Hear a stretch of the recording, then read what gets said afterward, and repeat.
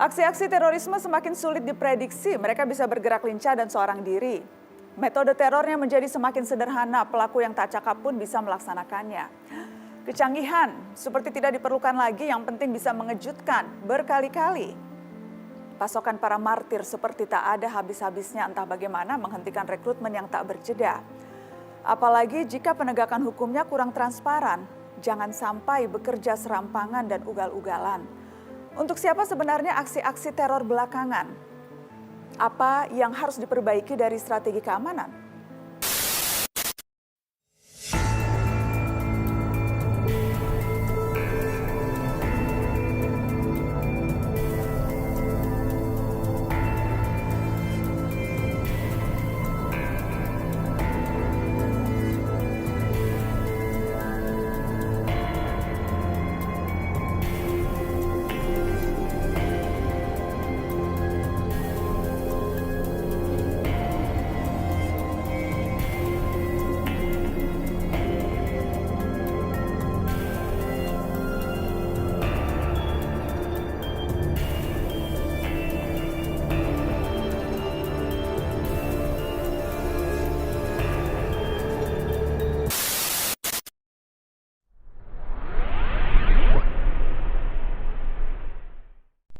Assalamualaikum warahmatullahi wabarakatuh. Di sini kami akan mempresentasikan tugas kriminologi dengan anggota kelompok. Yang pertama adalah saya, Diah Airunta Febriana dengan NIM 2020407. Perkenalkan, nama saya Faradisa Salsabila Putri, NIM 2020-464. Pembahasan materi. Yang pertama, tinjauan singkat tentang kejahatan dan kriminologi. Yang kedua, tinjauan singkat tentang masa positif atau Italian dan masa lingkungan atau Prancis dalam memandang persoalan kejahatan. Masuk pada pembahasan pertama, tinjauan singkat tentang kejahatan. Kejahatan. Istilah kejahatan berasal dari kata jahat yang artinya sangat tidak baik, sangat buruk, sangat jelek, yang ditumpukan terhadap tabiat dan kelakuan orang.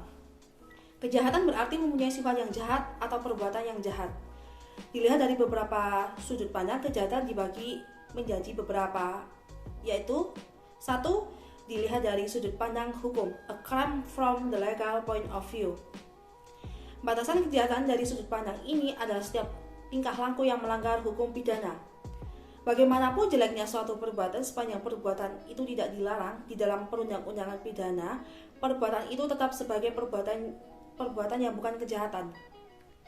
Sutherland berpendapat bahwa criminal behavior is behavior in violation of the criminal law, no matter what the degree of immorality, reprehensibility, or indecency of an act is not crime unless it is prohibited by the criminal law. Yang kedua, dilihat dari sudut pandang masyarakat atau a crime from the sociological point of view. Batasan kejahatan dari sudut pandang ini adalah setiap perbuatan yang melanggar norma-norma yang masih hidup di dalam masyarakat. Contoh di dalam hal ini adalah bila seseorang muslim meminum minuman keras sampai mabuk, perbuatan itu merupakan dosa atau kejahatan dari sudut pandang masyarakat Islam. Dan namun dari sudut pandang hukum bukanlah kejahatan. Yang ketiga, dari sudut pandang yuridis. Kejahatan adalah suatu perbuatan tingkah laku yang melanggar hukum atau yang bertentangan dengan undang-undang. Karena dengan ini, orang akan tahu apa perbuatan jahat dan apa yang tidak jahat. Setiap orang yang melakukan kejahatan akan diberi sanksi pidana yang telah diatur dalam KUHP atau Kitab Undang-Undang Hukum Pidana yang dinyatakan di dalamnya sebagai kejahatan. Bahwa kejahatan sebagaimana terhadap dalam perundang-undangan adalah setiap perbuatan atau termasuk kelalaian yang dilarang oleh hukum publik untuk melindungi masyarakat dan diberi sanksi berupa pidana oleh negara. Dan yang terakhir, dilihat dari sudut pandang sosiologis.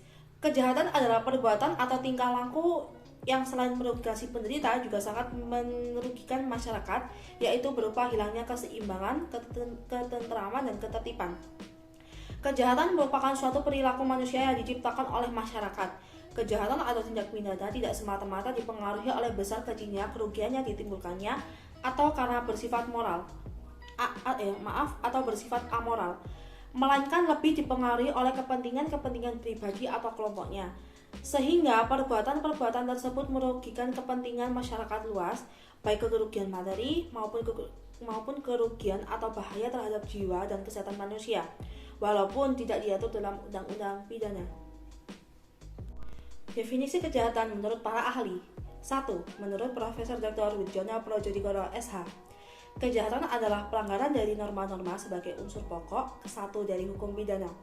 Dan yang kedua, menurut J.M. Bemelem, kejahatan sebagai suatu tindakan antisosial yang menimbulkan kerugian, ketidakpatutan dalam masyarakat, sehingga dalam masyarakat terdapat kegelisahan, dan untuk menenteramkan masyarakat, negara harus menjatuhkan hukuman kepada penjahat. Menurut Richard Quiney, tindak kejahatan atau perilaku yang melanggar hukum adalah perilaku manusia yang diciptakan oleh para pelaku yang berwenang dalam masyarakat yang terorganisasi secara politik, atau kualifikasi atas perilaku yang melanggar hukum dirumuskan oleh warga-warga masyarakat yang mempunyai kekuasaan. Unsur-unsur pokok untuk menyebutkan sesuatu perbuatan sebagai kejahatan. Untuk menyebutkan sesuatu perbuatan sebagai kejahatan, ada 7 unsur pokok yang saling berkaitan yang harus dipenuhi. Ketujuh unsur tersebut adalah: 1. Ada perbuatan yang menimbulkan atau mengakibatkan kerugian atau HAM tertentu yang nyata. Yang kedua, kerugian yang ada tersebut telah diatur di dalam Kitab Undang-Undang Hukum Pidana atau KUHP. Contoh, misalnya orang dilarang mencuri, di mana larangan yang menimbulkan kerugian tersebut telah diatur di dalam pasal 362 KUHP atau asas legalitas. Yang ketiga, harus ada perbuatan atau criminal act yang bersifat membiarkan atau disengaja sehingga menimbulkan kerugian pada orang lain. Yang keempat, harus ada maksud jahat atau criminal intent atau mens rea. Selanjutnya yang kelima, harus ada hubungan kesatuan atau kesesuaian persamaan suatu hubungan kejadian di antara maksud jahat dengan perbuatan. Yang keenam, harus ada hubungan sebab akibat antara kerugian yang telah diatur di dalam KUHP dengan perbuatan yang disengaja atas keinginan sendiri. Dan yang terakhir, harus ada sanksi pidana yang mengancam perbuatan tersebut. Penggolongan atau klasifikasi kejahatan. Kejahatan dapat digolongkan atas beberapa golongan berdasarkan beberapa pertimbangan. Yang pertama, berdasarkan motif pelakunya. Bonger membagi kejahatan berdasarkan motif pelakunya sebagai berikut. Yang pertama, kejahatan ekonomi atau economic crime, misalnya penyelundupan. Yang kedua, kejahatan seksual atau sexual crime, misalnya perbuatan zina. Yang ketiga, kejahatan politik atau political crime, misalnya pemberontakan PKI. Dan yang terakhir, kejahatan lain-lain atau miscellaneous crime, misalnya penganiayaan, motifnya balas dendam. Kemudian yang kedua, berdasarkan kepentingan statistik. Yang pertama, kejahatan terhadap orang atau crime against persons, misalnya pembunuhan, penganiayaan. Yang kedua, kejahatan terhadap harta benda atau crime against property, misalnya pencurian, perampokan. Yang ketiga atau yang terakhir, kejahatan terhadap kesusilaan umum atau crime against public decency, misalnya perbuatan cabul. Yang ketiga, berdasarkan berat atau ringannya ancaman pidananya. Yang pertama, kejahatan, yakni semua pasal-pasalnya disebut di dalam buku kedua KUHP, seperti pembunuhan, pencurian. Golongan inilah di dalam bahasa Inggris disebut felony. Ancaman pidana pada golongan ini kadang-kadang pidana mati, penjara seumur hidup, atau pidana penjara sementara. Yang kedua, pelanggaran, yakni semua pasal-pasal yang disebut di dalam buku ketiga KUHP, seperti saksi di depan persidangan yang memakai jimat pada waktu ia harus memberikan keterangan dengan bersumpah, dihukum dengan hukuman kurangan selama-lamanya 10 hari atau denda. Pelanggaran di dalam bahasa Inggris disebut misdemeanor. Ancaman hukumannya biasanya hukuman denda saja. Contohnya yang banyak terjadi misalnya pada pelanggaran lalu lintas. Yang terakhir, berdasarkan kepentingan pembentukan teori.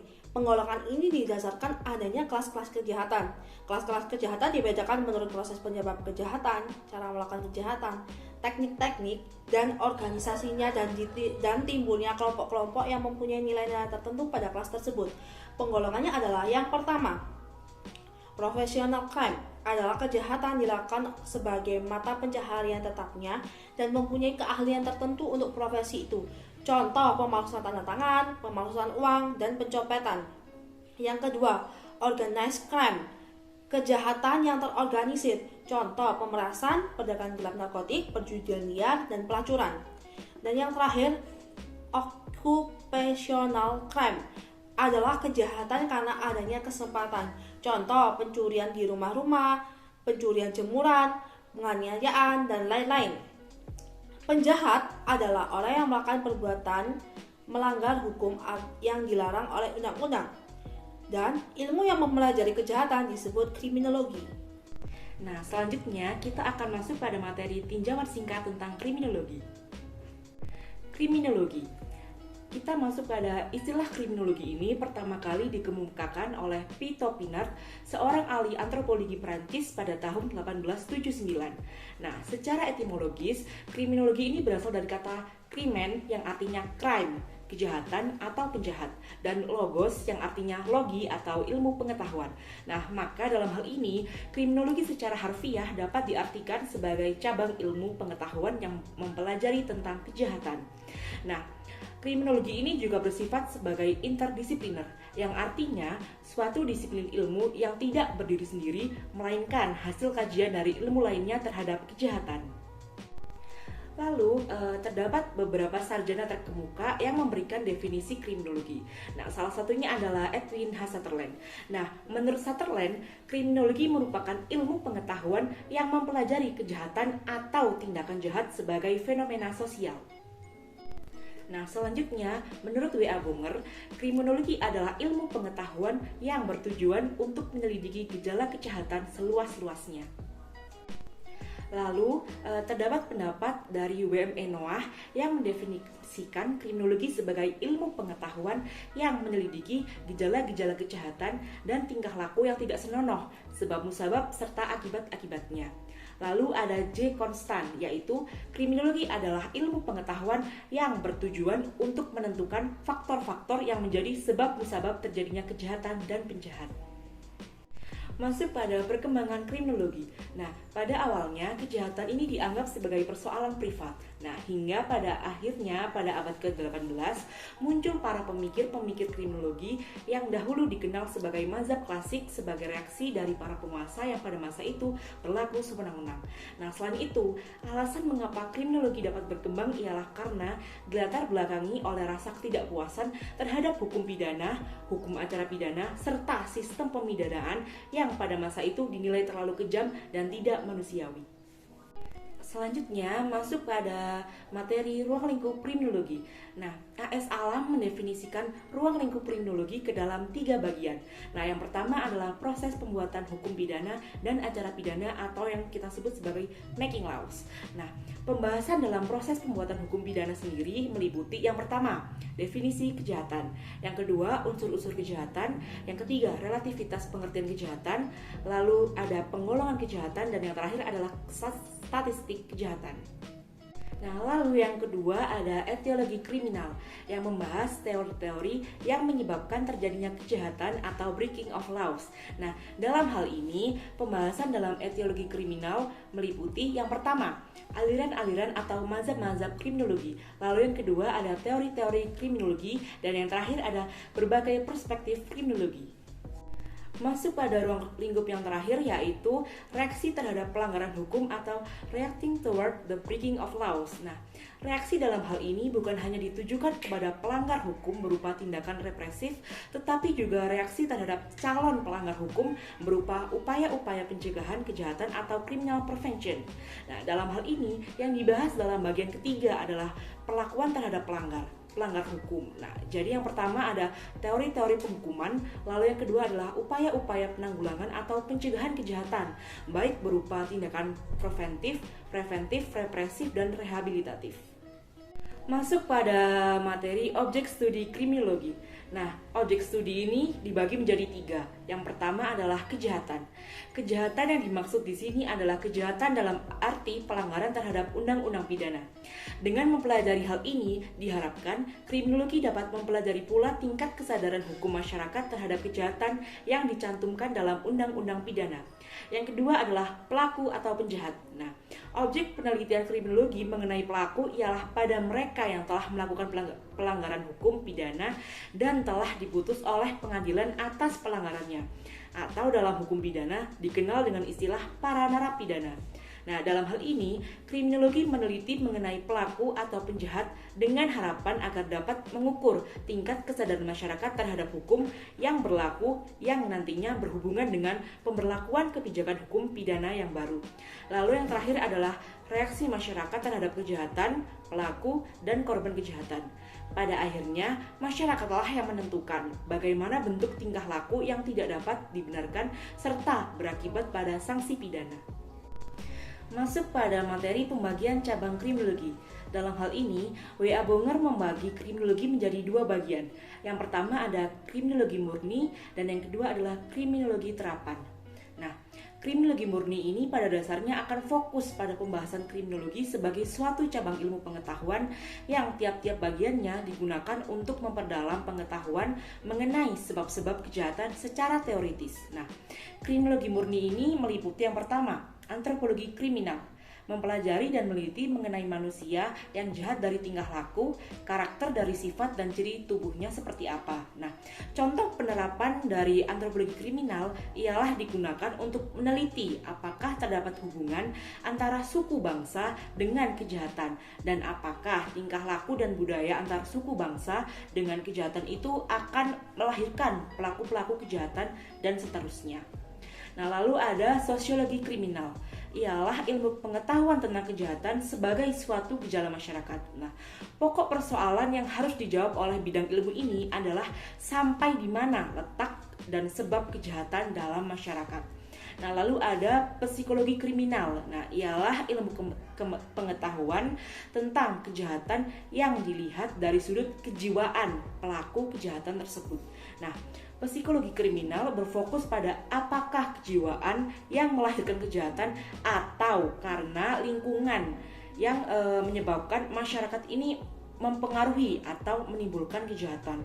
Nah, lalu ada psikologi dan neuropatologi kriminal. Nah, ialah pengetahuan tentang penjahat yang sakit jiwanya atau gila.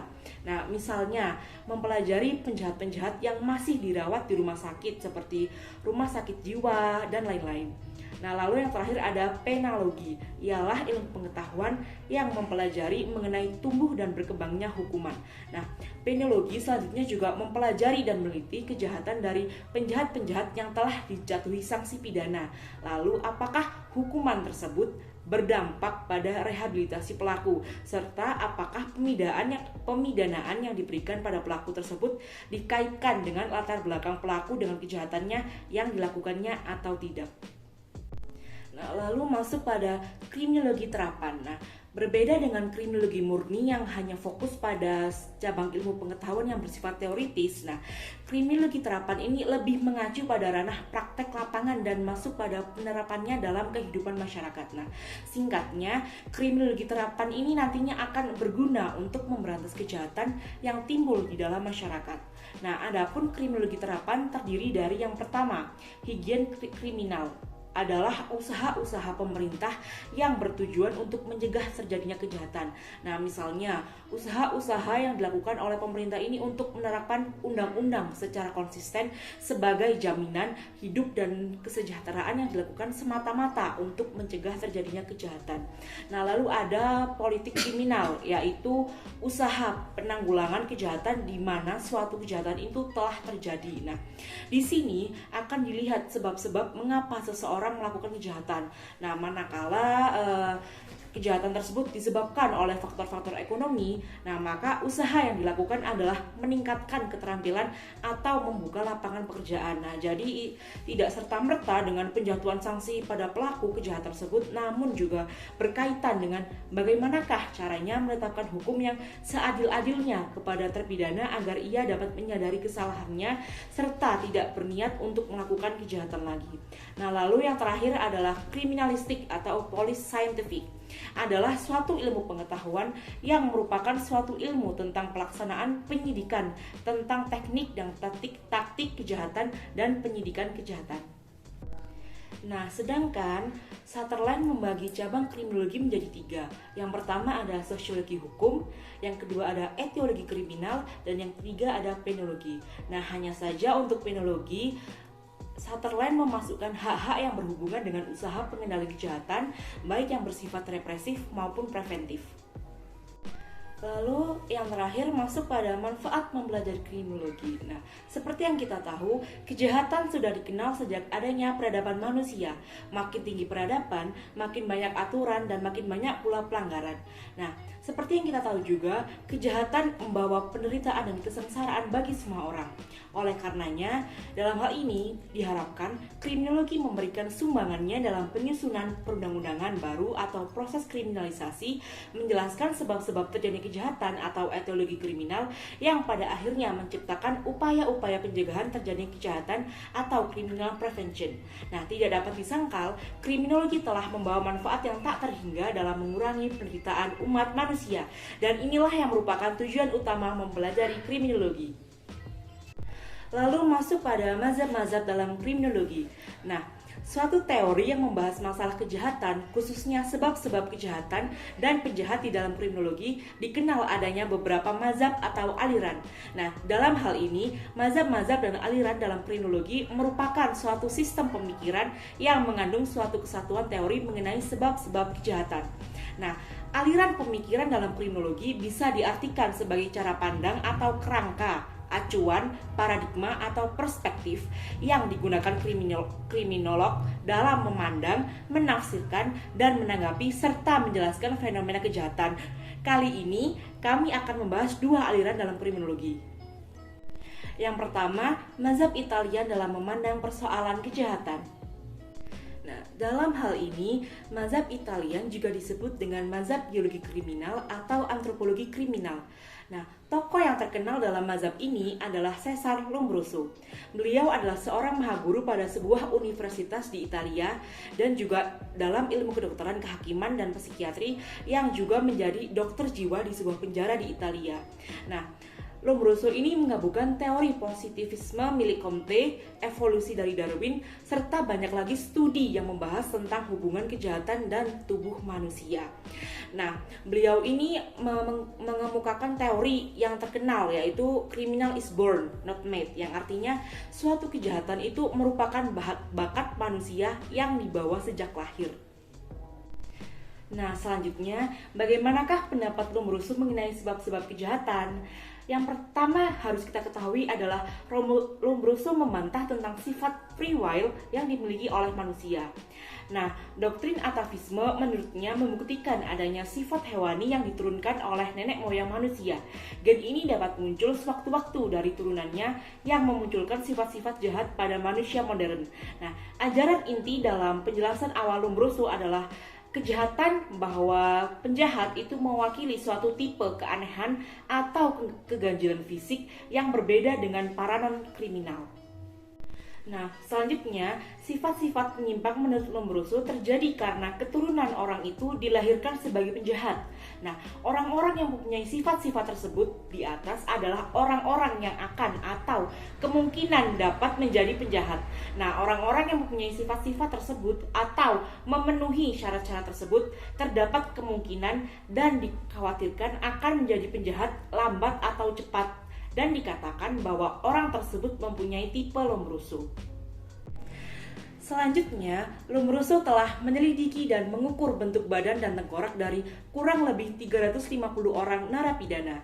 Nah, dari penyelidikan ini ditarik kesimpulan bahwa memang ada orang jahat semenjak lahirnya, dan tiap penjahat itu mempunyai banyak sekali sifat-sifat yang menyimpang dari orang-orang biasa.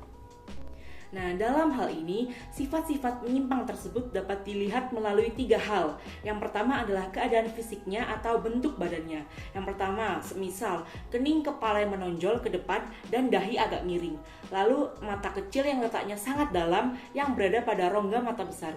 Lalu rahang yang menonjol ke depan, lubang hidung yang terlalu besar, serta rambut keriting. Nah, lalu yang kedua adalah keadaan psikis atau jiwanya. Semisal tidak mempunyai perasaan menyesal dan rasa belas kasihan, atau mungkin perasaan sakit kurang, atau jika kita dipukul orang itu malah seperti menikmatinya. Lalu yang keempat ada kejam, dan yang terakhir adalah tidak tahu agama. Nah, lalu ada sifat-sifat penyimpang yang dilihat melalui tabiatnya, yaitu contohnya suka minuman keras, main judi, atau sering membuat tato-tato di badan, dan seterusnya. Selanjutnya, masuk pada materi terakhir yaitu klasifikasi penjahat menurut Lombroso. Dalam hal ini, Lombroso membagi tipe penjahat ke dalam 4 jenis. Yang pertama ada born criminal, yaitu orang yang berdasarkan pada doktrin atavisme. Lalu yang kedua ada insan kriminal, yaitu orang yang menjadi penjahat sebagai hasil dari beberapa perubahan dalam otak mereka yang mengganggu kemampuan mereka untuk membedakan antara benar dan salah. Contohnya adalah kelompok idiot, imbisil, atau paranoid. Nah, lalu ada occasional criminal atau criminaloid, yaitu pelaku kejahatan yang berdasarkan pengalaman secara terus-menerus sehingga mempengaruhi pribadinya. Contohnya adalah penjahat kambuhan atau habitual criminals. Lalu ada criminal of passion, yaitu pelaku kejahatan yang melakukan tindakannya karena marah, cinta, atau kehormatan. Nah, namun dalam perkembangannya, teori Lombroso ini membuat Charles Goring, seorang dokter pada rumah penjara di Inggris, menjadi tertarik untuk membuktikan kebenaran teori Lombroso tersebut. Nah, hingga dia bersama Carl Person melakukan penyelidikan terhadap 3.000 orang penjahat kaliber besar, yang dimana penelitian pertama ini dia membandingkan antara tengkorak mahasiswa Cambridge dan Oxford. Nah, dia membandingkan antara tengkorak mahasiswa keduanya ini dan hasilnya tidak ditemukan perbedaan. Nah, penelitian kedua, dia membandingkan tengkorak mahasiswa Aberdeen dari Scotland dengan hasil penelitian pertama yang menghasilkan tengkorak keduanya juga tidak menemukan perbedaan yang besar. Nah, hingga pada penelitian ketiga, dia membandingkan tengkorak para guru besar Universitas London dengan tengkorak para narapidana yang menghasilkan tidak ditemukan perbedaan. Nah, dari ketiga penelitian tersebut, Goring menyimpulkan bahwa sebenarnya tidak ada tanda-tanda lahiriah atau fisik untuk disebut sebagai tipe penjahat.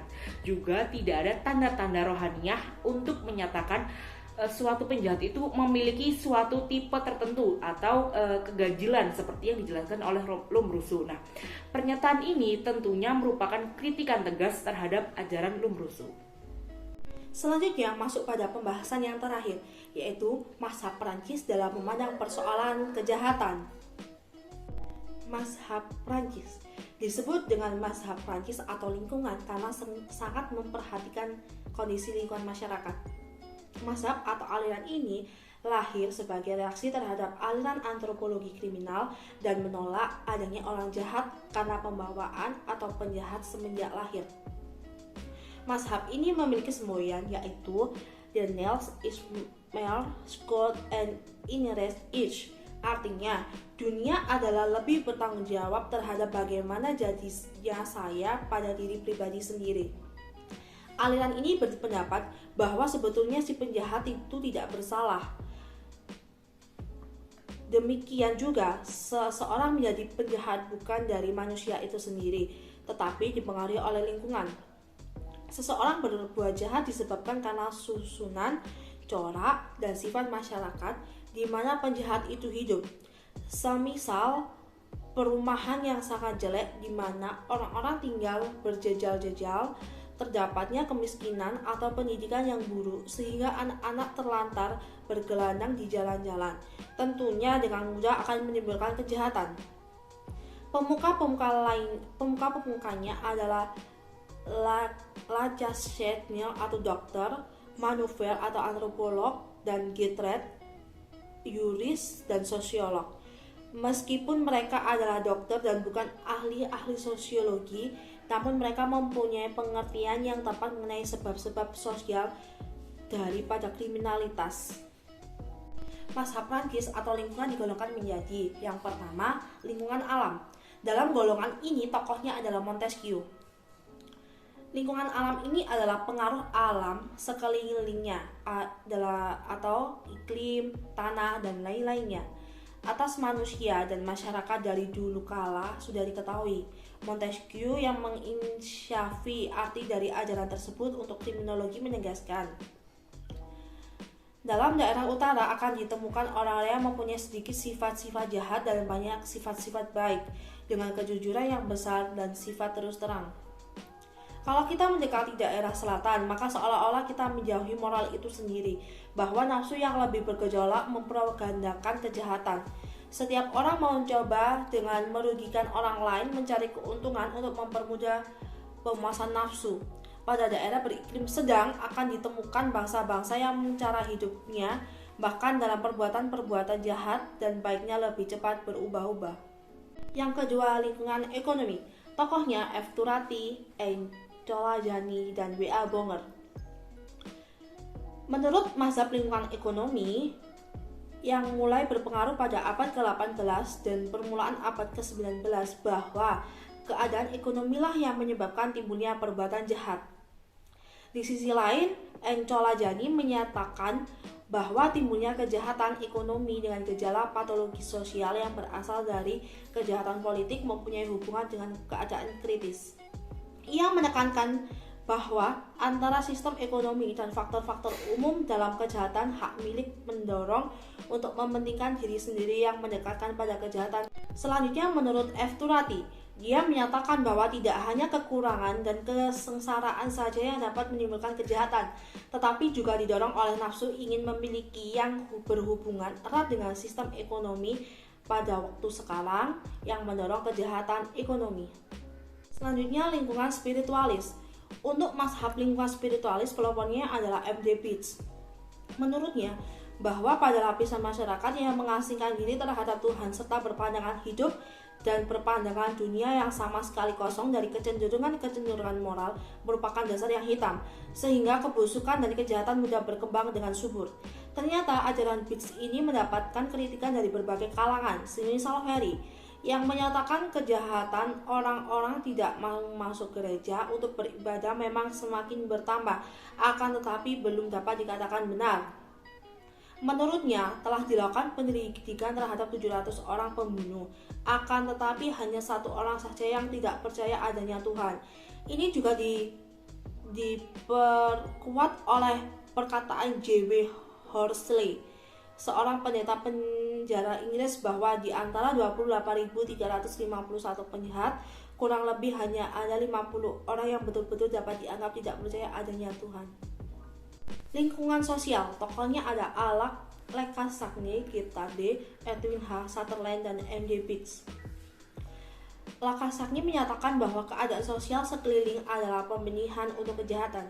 Sedangkan Tade menyatakan bahwa kriminalitas bukan gejala antropologis, melainkan karena gejala sosial, seperti juga lain-lain gejala sosial dipengaruhi oleh imitasi. Tade menambahkan bahwa semua perbuatan penting dalam kehidupan sosial dilakukan di bawah kekuasaan. Keadaan di sekeliling merupakan suatu pembenihan suatu kejahatan. Kuman adalah suatu penjahat, suatu unsur yang baru mempunyai arti apabila menemukan pembenihan yang membuatnya berkembang. Untuk aliran kriminologi lingkungan sosial dapat dikelompokkan menjadi 3 kategori umum, yaitu yang pertama anomi atau ketiadaan norma atau strain atau ketegangan. Yang kedua, kultural deviance atau penyimpangan budaya. Yang ketiga, social control atau kontrol sosial. Teori anime dan penyimpangan budaya memusatkan perhatian pada kekuatan-kekuatan sosial atau social force yang menyebabkan orang melakukan aktivitas kriminal. Teori anomi atau penyimpangan budaya berasumsi bahwa kelas sosial dan tingkah laku kriminal saling berhubungan. Penganut teori anomi beranggapan bahwa seluruh anggota masyarakat mengikuti seperangkat nilai-nilai budaya, yaitu nilai-nilai budaya kelas menengah. Yakni adanya beranggapan bahwa nilai budaya terpenting adalah keberhasilan dalam ekonomi, karena orang-orang kelas bawah tidak mempunyai sarana-sarana yang sah atau legitimate means untuk mencapai tujuan tersebut, seperti gaji tinggi, bidang usaha yang maju, dan lain-lain. Mereka menjadi frustasi dan beralih menggunakan sarana-sarana yang tidak sah atau illegitimate means.